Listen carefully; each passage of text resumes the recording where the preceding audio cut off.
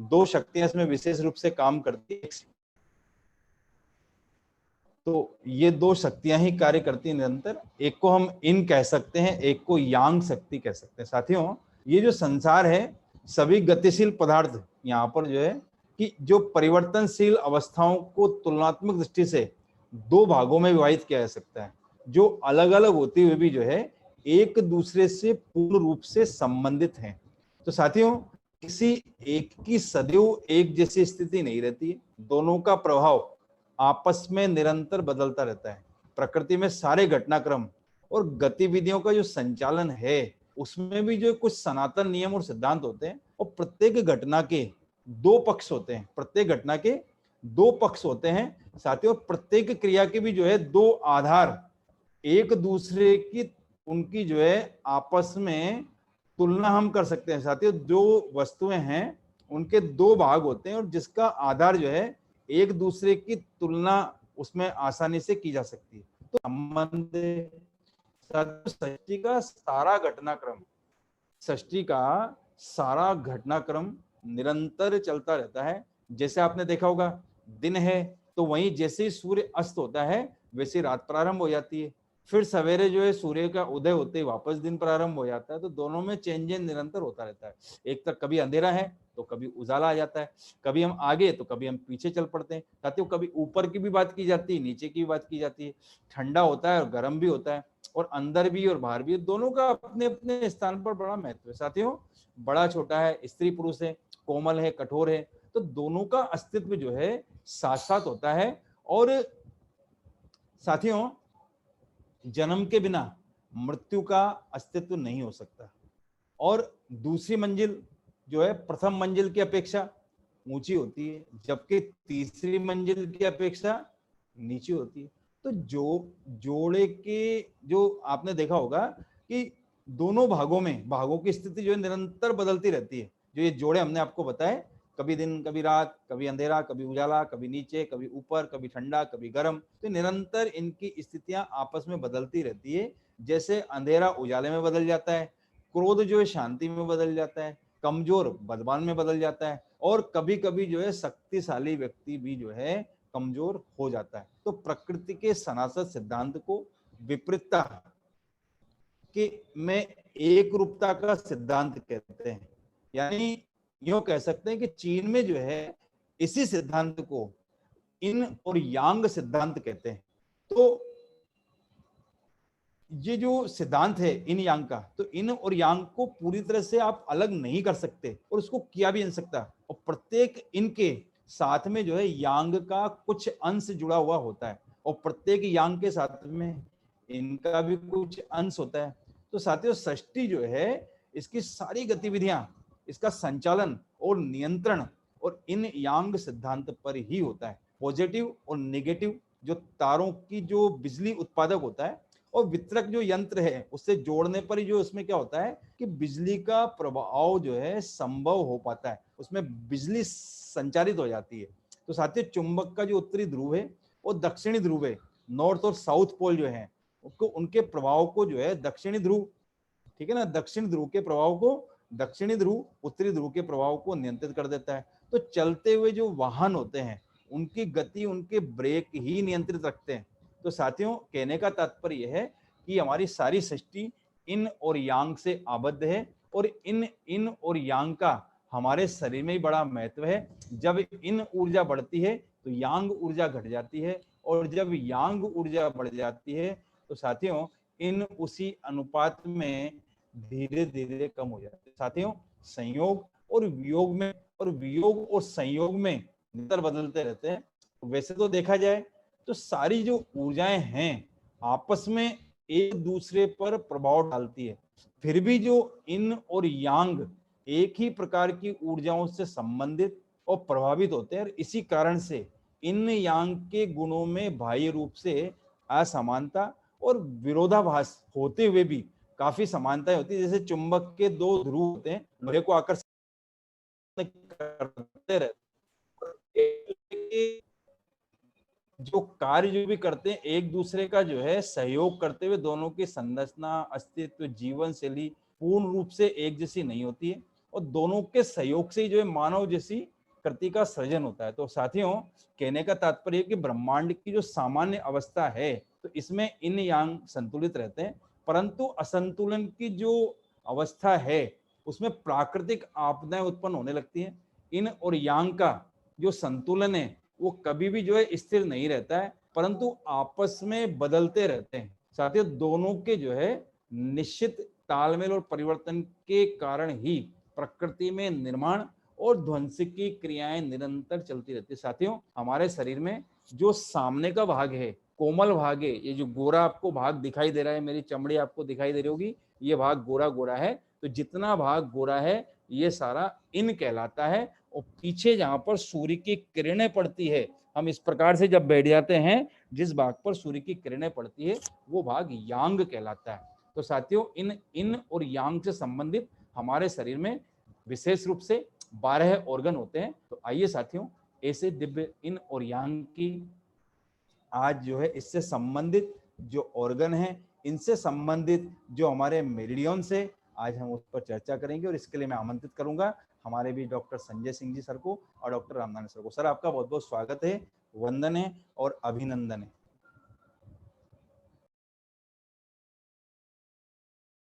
बहुत बहुत धन्यवाद जितेंद्र जी,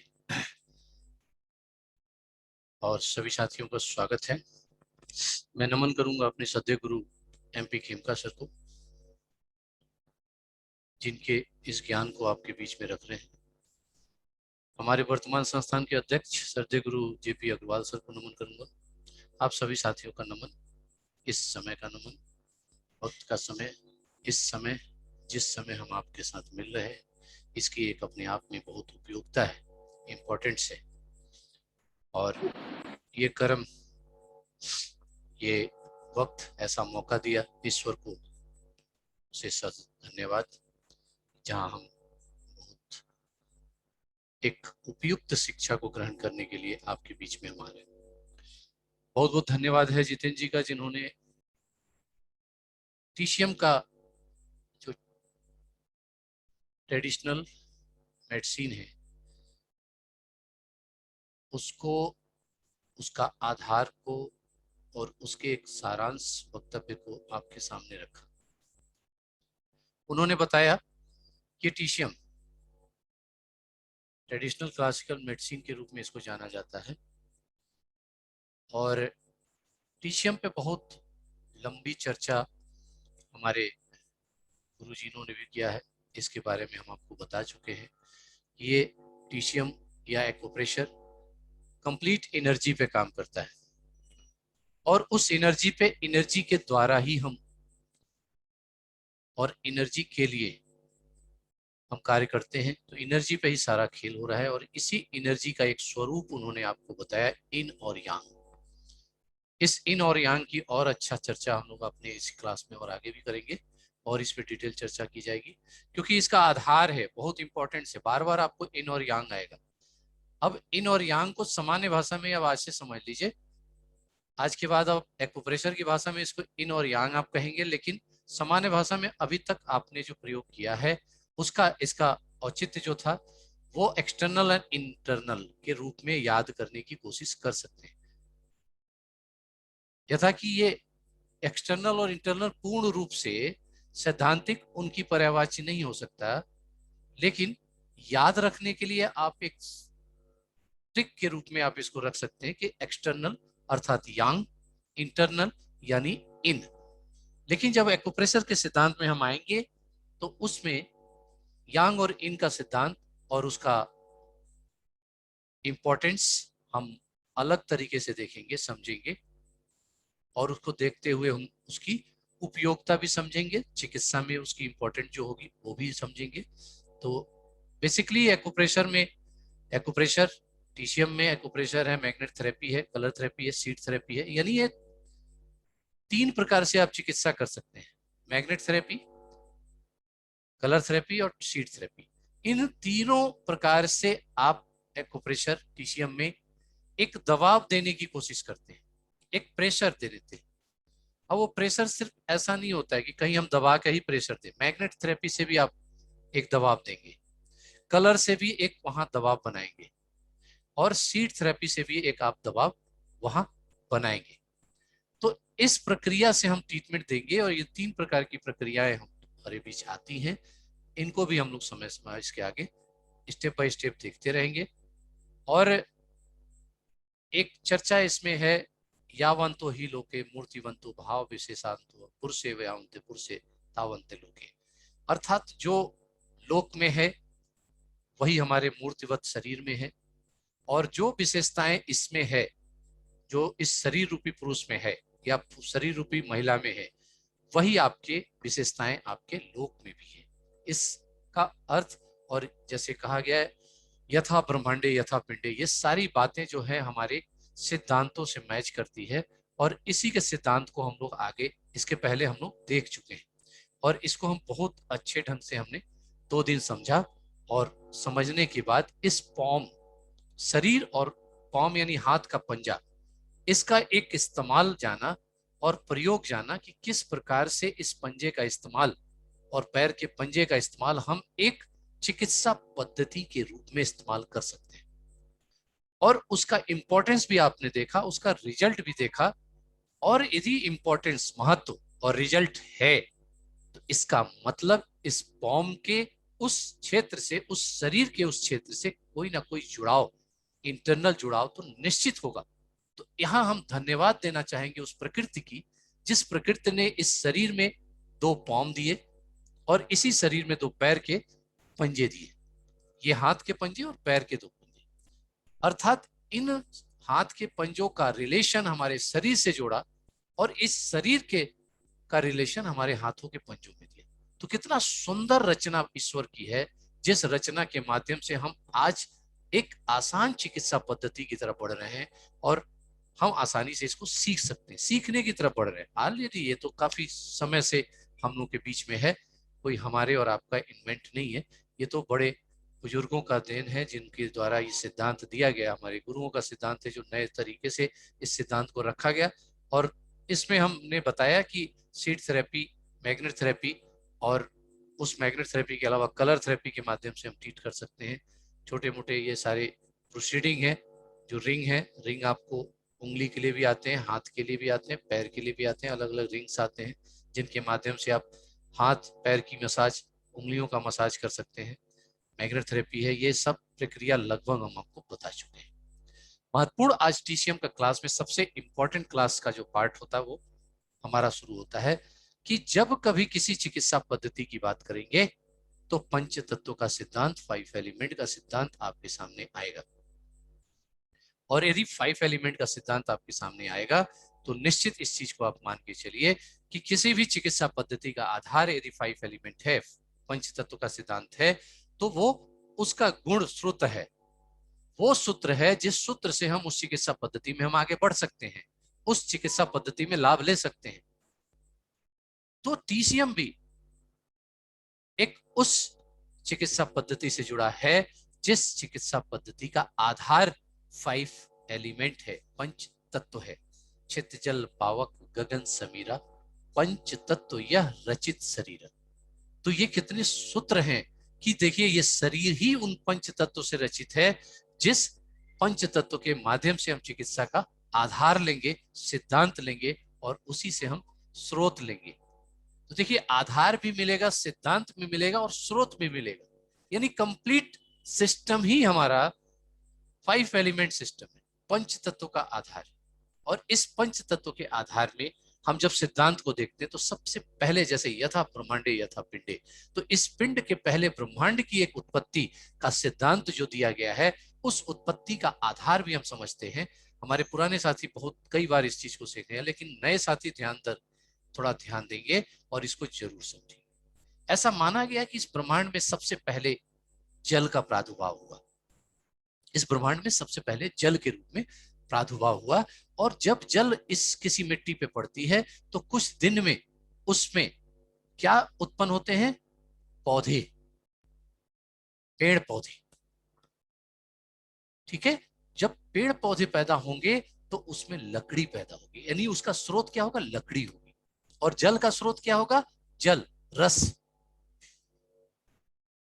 और जब पेड़ पौधे पैदा होंगे तो पेड़ पौधों से हवा उत्पन्न होती है, हवा यानी विंड उत्पन्न होती है, और जल से क्या होगा, कोल्ड उत्पन्न होगा, ठंडा, शीतलता।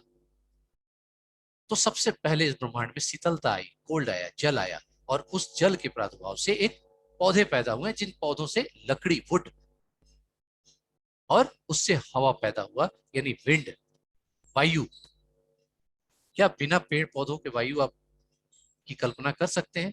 नहीं कर सकते हैं। आज ऑक्सीजन की समस्या आई है तो सबको इस वायु का ध्यान आ रहा है और पेड़ पौधों का ध्यान आ रहा है, जो लगातार इतने समय से काटे जा रहे हैं। उनका सिद्धांत नहीं देख रहे हैं। आधुनिकता के चकाचौंध में हम पेड़ पौधों को काटते चले जा रहे हैं। 4 लेन और 6 लेन 8 लेन बनेंगे और पेड़ पौधे काट दिए जाएंगे।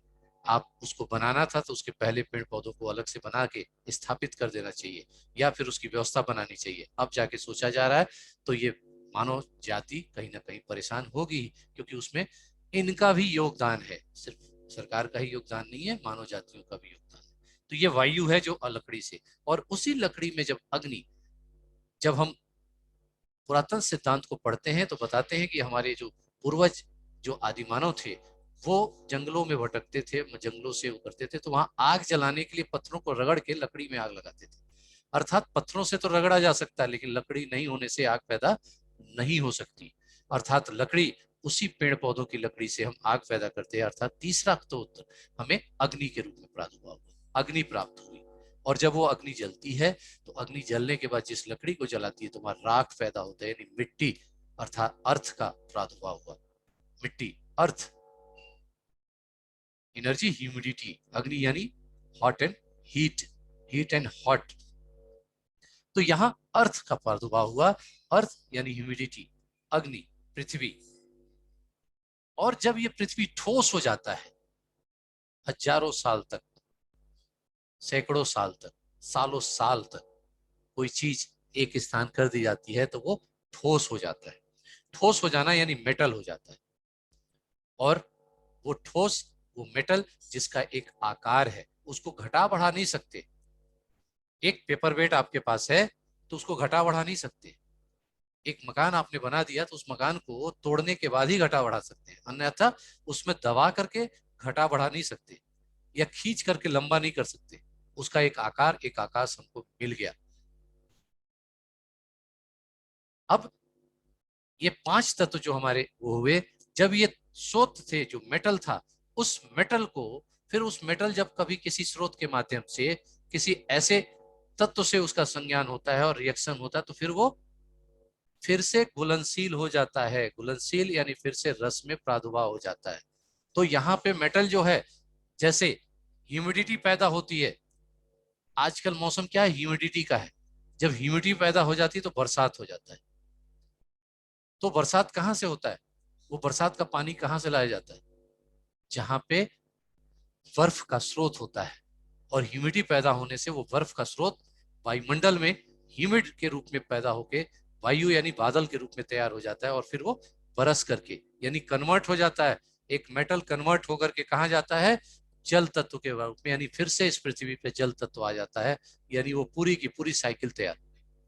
इस सिद्धांत में हम, यदि आपको कोई संशय होगा तो जब हम क्वेरी सेशन पूछेंगे, नोट कर लीजिएगा, फिर से आप पूछिएगा, फिर से बताऊंगा, कोई परेशानी नहीं है। मैंने क्या बताया? जल तत्व का प्रादुर्भाव इस संसार में सबसे पहले आया, और सबसे पहले जल तत्व आने के साथ साथ उसके माध्यम से कुछ दिन, देखिए बरसात के बाद कितने पेड़ पौधे जमा हो जाते हैं। हर जगह देखिए तो पेड़ पौधे, यदि काटा ना जाए, हटाया ना जाए, तो पेड़ पौधे वहां बढ़ते चले जाएंगे। जैसे ही बरसात बीतता है, यदि आप, आम का सीजन है, आम खाते हैं, तो देखिए कोने कोने में जहां आम का गुठली आपने फेंका हो खेत वगैरह में, या जहां कबाड़ फेंकी जाती है, वहां आम के पेड़ पौधे तैयार हो जाते हैं। यानी बीजों का, जामुन का पेड़ हो जाएगा, आम का बीज का, अमरूद का पेड़ तैयार हो जाता है। यानी बरसात में तरह तरह के पौधे तैयार हो जाते हैं। तो ये विंड, वायु तैयार होता है, और उसमें जब अग्नि लगती है तो आग पैदा होता है। आग यानी अग्नि का स्रोत होता है, और अग्नि यानी हमारा, जब जलता है तो राख यानी मिट्टी बन जाती है, अर्थ बन जाता है। अर्थ जब स्टोर होता है, स्टैंड होता है, साकिर होता है, तो वो एक पत्थरनुमा मेटल के रूप में बन जाता है। और जब वो मेटल गलता है तो गलन होने के बाद वो फिर से रस में तैयार हो जाता है। तो ये एक साइकिल बन जाती है। अब इस साइकिल और इस उत्पत्ति का सिद्धांत हमारे शरीर के साथ कैसे है? हमारे शरीर में भी रस की जरूरत है। तो रस के रूप में जो हमारा शरीर है वो हमारे जल तत्व को रिप्रेजेंट करता है। रस के रूप में हमारे शरीर में जो है वो जल तत्व को रिप्रेजेंट करता है। और जो वायु जो चलायमान है, सर्कुलेशन है, वायु रुकता नहीं है, चलेगा तो पता चलेगा, हमारे शरीर से टच करेगा, आभास होगा। ऐसे शरीर में जो सर्कुलेशन है, ब्लड का सर्कुलेटरी सिस्टम है, श्वसन क्रिया है, हमारे पाचन के सिस्टम आगे बढ़ने का क्रिया है, हमारे चलने की क्रिया, हाथ उठा के हम समझा रहे हैं, इस सारी चीजें क्रिया जो बोल रहे हैं, ये सब क्रिया के पीछे वायु का संज्ञान है, विंड का संज्ञान है। ये विंड ही है, ये वायु ही है शरीर में जो संचालित करती है, चलायमान यानी सर्कुलेशन होती है, सर्कुलेट करती है। तो सर्कुलेशन जो बॉडी में है वो हमारा वायु तत्व से जुड़ा हुआ है। और शरीर का जो टेम्परेचर है, तापमान है, वो तापमान टेम्परेचर हमारे हॉट यानी हीट तत्व यानी अग्नि तत्व से जुड़ा हुआ है, हमारे शरीर में अग्नि तत्व से जुड़ा हुआ है।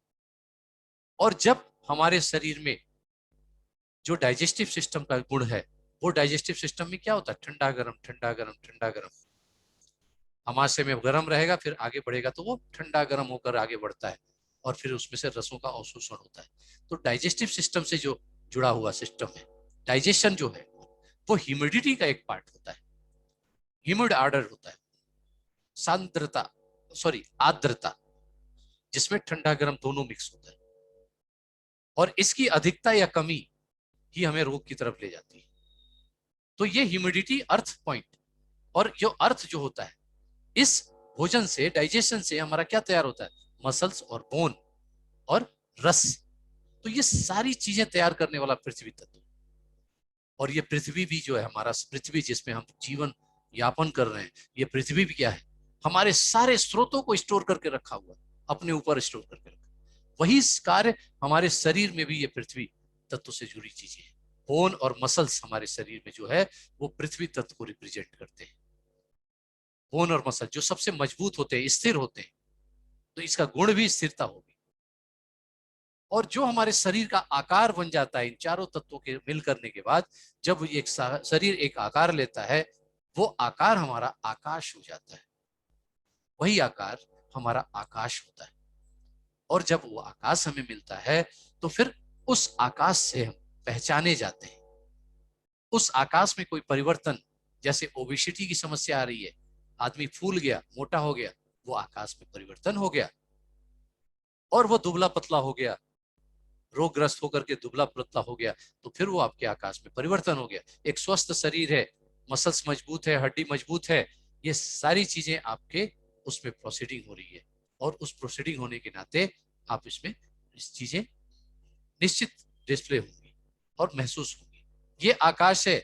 और फिर ये आकाश पूरा शरीर जब समाप्त होता है तो फिर से ये द्रव्य के रूप में कन्वर्ट होते हुए जल करके समाप्त हो जाता है, रस। तो वो अंत इस शरीर का कैसे होता है ये आप जानते हैं। निश्चित है कि हर प्रक्रिया में, जिस धर्म में जिस तरीके से समाप्त किया जाता हो, अंत किया जाता हो, उसमें वो प्रक्रिया अंत वही होता है कि फिर से वो द्रव्य में कन्वर्ट होकर के शरीर समाप्त हो जाता है। तो ये शरीर से तुलना होती है। तो ये पंच तत्व का सिद्धांत था जो मैं आपको बताया। अब हम इसके साथ हमारे शरीर के आर्गन को जोड़ेंगे। क्यों? क्योंकि इस ब्रह्मांड में तो सारी प्रक्रिया हो रही है, तो ये पंच तत्व मिल रहा है, लेकिन इस शरीर में पंच तत्व कहां से मिलेगा? उस पंच तत्व को तैयार करना, प्रोवाइड करना हमारे शरीर में किसके द्वारा मिलेगा? तो उसके लिए हमें आर्गन को समझना होगा। जल तत्व के साथ, यानी हमारे शरीर में जल तत्व का जो रिप्रेजेंटेशन है, उसको स्वास्थ्य है, वो हमारा किडनी और यूरिन ब्लैडर करता है। और आप देखेंगे किडनी और यूरिन ब्लैडर का काम क्या है, शरीर में जल तत्व को स्थापित करना, उसके मेंटेन करना, उसकी बैलेंस करना, और अत्यधिक जल तत्व को यूरिन और स्टूल के माध्यम से बाहर करना। एक्सेस चीजों को वो बाहर करता है, एक्सलेट करता है। तो ये जल तत्व हमारा है किडनी और यूरिन ब्लैडर। और वायु, गैस, इसका रिप्रेजेंटेशन हमारे शरीर में लीवर एंड गाल ब्लैडर के द्वारा होता है। लीवर एंड गाल ब्लैडर के द्वारा। लीवर और गाल ब्लैडर हमारे शरीर में विंड यानी वायु, गैस का रिप्रेजेंटेशन करना। यदि हमारे शरीर में गैस, वायु की अधिकता या कमी हो रही है, तो इसमें कहीं ना कहीं इन्वॉल्वमेंट किसका है? लीवर और गाल ब्लैडर का। तो लीवर और गॉल ब्लैडर वुड तत्व को यानी विंड को मेंटेन करते हैं, रिप्रेजेंट करते हैं शरीर में, यानी गैस को तैयार करना, उनको मेंटेन करना शरीर में इनके द्वारा होता है। फिर फायर होता है, अग्नि तत्व। अग्नि तत्व को मेंटेन करना यानी हमारे शरीर में प्रोवाइड करना, इसका कार्य हमारे शरीर में स्मॉल इंटेस्टाइन और हार्ट के द्वारा होता है। स्मॉल इंटेस्टाइन और हार्ट के द्वारा होता है। तो टीसीएम में एक शब्द आती है 5 एलिमेंट एंड 6 एनर्जी। जब हम एडवांस पढ़ाएंगे तो 6 एनर्जी पे बहुत विधिवत चर्चा होगी। आज आरएनजी जिस पे दिन वाले क्लास में बता भी रहे थे, तो उसकी एक विधिवत और लंबी चर्चा होनी है। आज तो सिर्फ छोटा सा एक सूत्र दिया गया था। तो ये जब 5 एलिमेंट एंड 6 एनर्जी, क्यों भाई 5 एलिमेंट है तो 5 एनर्जी होनी चाहिए, 6 एनर्जी क्यों? क्योंकि हार्ट में फायर में 2 एनर्जी होती है। फायर यानी हीट में 2 एनर्जी होती है, वो होती है हॉट एंड हॉटनेस, उष्म एंड अति उष्म। उष्म सही है हमारे शरीर के लिए कि जब शरीर में या किसी हिस्से में अति उष्म हो जाता है वो हमारे लिए नुकसानदायक होता है। तो वो जब कभी हमारे शरीर में कोल्डनेस बढ़ जाती है तो वही अति उष्म उसको बैलेंस करता है। तो कभी वो ज्यादा हो जाएगा तो नुकसान, कभी अग्नि कम हो जाती है तो फिर वो अग्नि जो अति उष्म है उसको बैलेंस करता है। तो ये अग्नि में 2 एनर्जी होती है, इसीलिए 6 एनर्जी हो जाती है। जब अर्थ में आएंगे तो इसकी एनर्जी ह्यूमिडिटी होती है, और इससे जुड़ा हॉटनेस के लिए जो फायर में मैंने हॉटनेस में ट्रिपल वार्मर और पेरिकार्डियम एक झिल्ली आवरण है, लेकिन इसका इंपॉर्टेंस हमारे टीसीएम में है, इसलिए हम आपको एक हॉटनेस के रूप में देंगे और इसका पूरी चर्चा हम आपको बताएंगे भी कि ये ऑर्गन किस रूप में हमारा शरीर में कार्य करता है। जैसे पेरिकार्डियम है तो वो हार्ट का आवरण होता है, तो हार्ट की जो गर्मी है उसको बैलेंस करना या बाहर की गर्मी से उसको बैलेंस करना, बाहर के ठंडे से उसको बचाना, तो ठंडा गर्म से बचाने का काम उस झिल्ली का होता है जिसको कार्डियो कहते हैं, पेरिकार्डियम, कार्डियो सिस्टम। तो एलोपैथ में तो कार्डियो सिस्टम पूरे हार्ट के सिस्टम को ही कार्डियो कहते हैं, लेकिन हम लोग कार्डियो जो होता है पेरिकार्डियम होता है, जो उसकी ऊपर की आवरण होती है। और ट्रिपल वार्मर होता है, ट्रिपल वार्मर यानी 3 तरीके से वार्म करने का तरीका, यानी पूरे के पूरे लोअर मिडिल एंड अपर, जो हमारा एब्डोमेन है, lower abdomen, middle abdomen and upper abdomen, इन तीनों एब्डोमेन को आवरण के रूप में एक झिल्ली, एक झोले के रूप में रखा गया है। जब कभी ऑपरेशन होता है तो त्वचा के नीचे एक झिल्ली पहले काटी जाती है, तब जाके अंदर ऑर्गन दिखाई देता है। तो वो झिल्ली जो आवरण है, वो झोला जिसमें हमारे सारे ऑर्गन रखे गए हैं, उस झोले का नाम ट्रिपल वार्मर के रूप में हम समझ सकते हैं। तो ये पूरे शरीर के वार्मिंग को यानी उसकी गर्मी को, ताप को मेंटेन करके चलता है। तो वो ट्रिपल वार्मर यानी हॉटनेस से जुड़ा होता है। इस पे हम इसकी एनर्जी पे भी बात करेंगे। फिर आता है ह्यूमिडिटी, अर्थ। अर्थ से यानी मसल्स और बोन जो मजबूत हमारे शरीर में है, उसको मजबूत कौन बनाता है? Digestive system. और डाइजेस्टिव सिस्टम का स्रोत हमारे शरीर में प्रथम टीसीएम के माध्यम से ये किया जाता है, स्टमक और स्प्लीन। हमारा भोजन सबसे पहले कहा जाता है स्टमक में। उस भोजन का एनवायरमेंट टूटना, उसमें मिक्सअप होना, ये सारी प्रक्रिया स्टमक में हो जाती है। स्लाइवा का मिक्स होना एचसीएल के साथ यानी पित्त के साथ वहां पे रिएक्शन करना, ये सब कार्य वहां हो जाता है। और फिर वहां से होकर के छोटे छोटे गोले लुदकी बन करके वो आगे बढ़ता है, और ड्यूनम से होकर के वहां यानी pancreatic juice and gall bladder juice जो होती है पित्त, वहां से जूस लेकर के वो फिर आगे बढ़ता है, और फिर जाकर के उन सब से मिक्सअप होकर के जो रस तैयार होता है उसको खींच करके लीवर को दे दिया जाता है आंतों के द्वारा। तो यहाँ सबसे मेन रोल कि जैसा कहेंगे कि जैसा खाएंगे अन्न वैसा बनेगा मन, और मैंने एक लाइन जोड़ा है, जैसा रहेगा मन वैसा बनेगा तन। तो अभी आपने सुना होगा जैसा खाएंगे अन्न वैसा बनेगा मन, एक लाइन और आज से जोड़ लीजिए कि जैसा रहेगा मन वैसा बनेगा तन। तो मन के अनुसार ही इंडोक्राइन ग्लैंड्स कार्य करता है। तो इंडोक्राइन ग्लैंड्स हमारे शरीर में कितना प्रभाव कर सकता है? आज के वर्तमान में कोरोना टाइम में आपने समझ लिया होगा कि ये इंडोक्राइन ग्लैंड्स के सेक्रेशन जब प्रभावित होते हैं तो क्या और क्या करते हैं, इस समय आप लोगों को आभास हो गया होगा। तो ये है आपका प्रक्रिया जिस माध्यम से हम देखते हैं।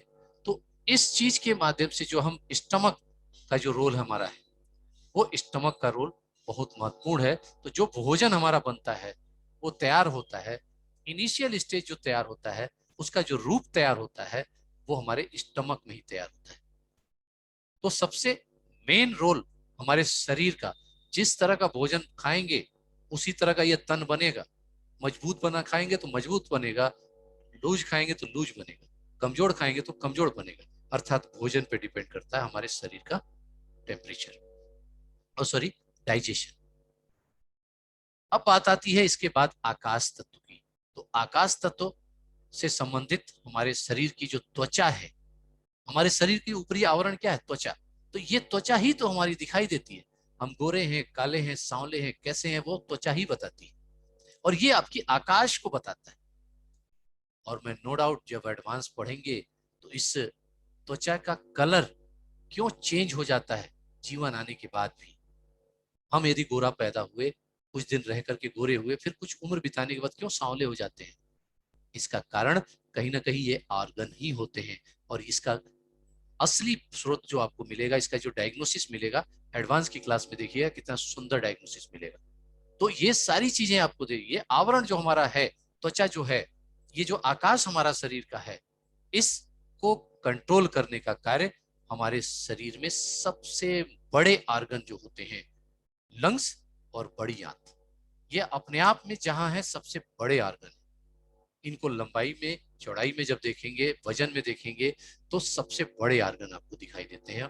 और ये आपके शरीर को बताते भी हैं। यदि बड़ी आंत मोटी हो गई तो पेट बाहर आ जाता है, और यदि सही रही तो पेट संतुलित रहता है। और यदि बड़ी आंत संतुलित रही तो आपकी लंग्स मजबूत होती है, और लंग्स सीने की चौड़ाई को बढ़ाता है। वो फीमेल हो या मेल हो, सीने की मजबूती लंग्स से होती है, जुड़ती है। कंधे की मजबूती लंग्स से प्राप्त होती है। यदि कंधा झुका है तो समझ जाइए लंग्स कमजोर है, कंधा ऊंचा है तो समझ जाइए कंधा लंग्स मजबूत है। तो ये कितनी आसान डायग्नोसिस चीजें हैं। अब आप अपनी कमजोरी को, लंग्स को कमजोर कर दीजिए, डाइजेस्टिव सिस्टम को कमजोर करके आंतें कमजोर हो जाएंगी। तो जब आंतें कमजोर होंगी तो उससे जुड़े जो ऑर्गन है, यानी छोटी आंत से जुड़ी हार्ट है और बड़ी आंत से जुड़ी लंग्स है, तो लंग्स और हार्ट तो प्रभावित होगा ही, वहां कमजोरी महसूस करेगा ही। ठीक है।